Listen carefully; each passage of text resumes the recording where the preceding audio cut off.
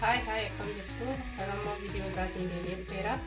Har'a wanti qabadhee dhiyaadhe ciree haala salphaatiin akkamitti qopheeffachuu akka dandeenyudha. Kana qopheessuuf wanti nu barbaachisu dinnicha, chiizii, zayita, shaboo, qullubbii diimaa, qullubbii adii, hanqaaquu kanatu nu barbaachisa.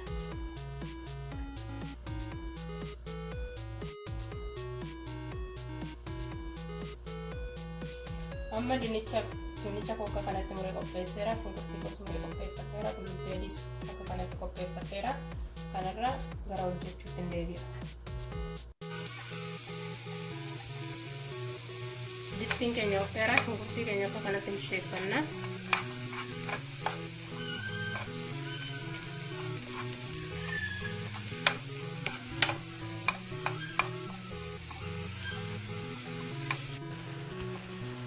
Zayitii baay'ee nu barbaachisu maankaa lama kan taatu itti naqanna. Erga shunkurtiin keenya akka bishaachuu ta'e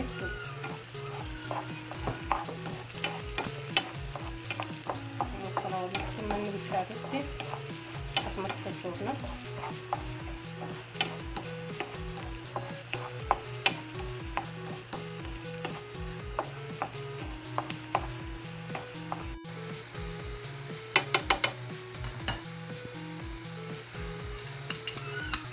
Qullubbii adiin itti dabala.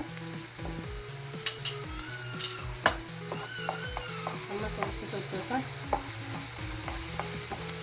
Akka fedha keessaniiti namoonni baay'een qullubbii adii irra keessaan gaditti naqatu, warraffaan jalmatti walitti makatu. Kanaaf akka fedhii abbaatu kun.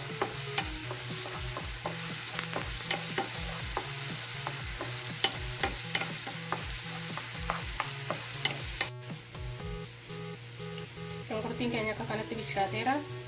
Kanaa booda dinnicha keenyatti naqanna. Dinnicha kana yeroo itti naqannu akkuma kanatti walitti sochoofna. Maaliif bishaan akka nu jalaan gubanne bishaan xiqqoo itti gochuu dandeenya. Garuu bishaan itti dabaluu hin qabnu baay'ee hin qabbasna waan ta'eef.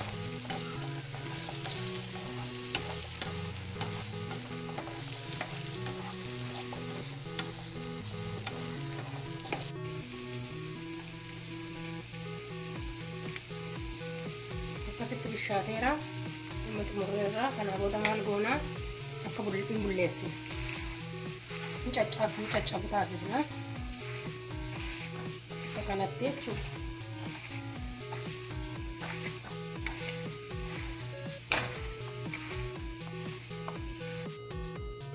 Dinnichi keenya kana fakkaata. Immoo kana maal waliin makna? Hanqaaquu waliin makna. Kan ergasitti dabarfanneen booda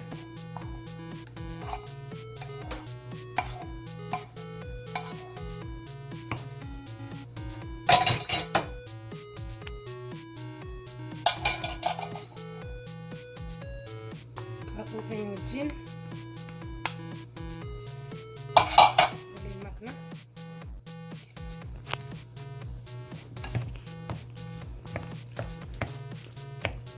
Akkasitti waliin makanna. Shabootti daballa.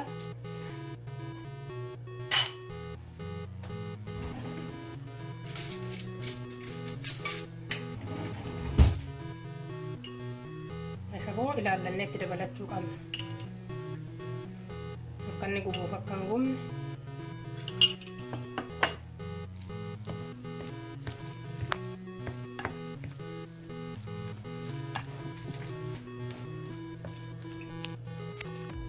Seera zayitii xiqqootti godhannee akka qiixxaatti asirratti diriirfanna.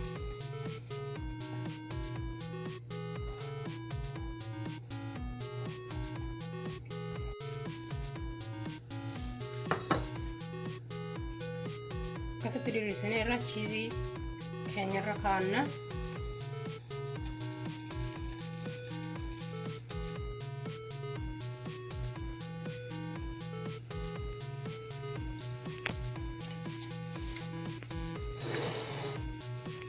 Ammas walakkaatti qoodannee isaaf irra keessa dibna.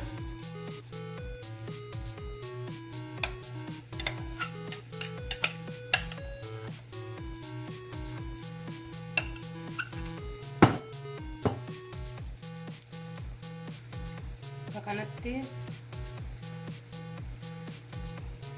keessa dibnee wal qixxeessina.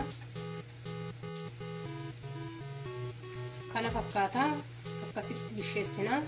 Ho'asaa baay'ee akka utaalsuu hin qabne giddu galeessa irra godhachuu qabna.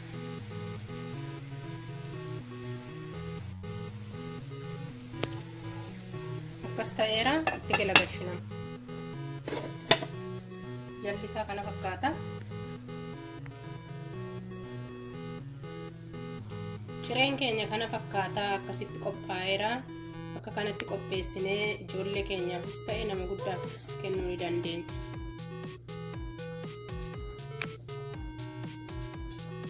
Qopheeffannee kaachaappii wajjin nyaachuu dandeenya.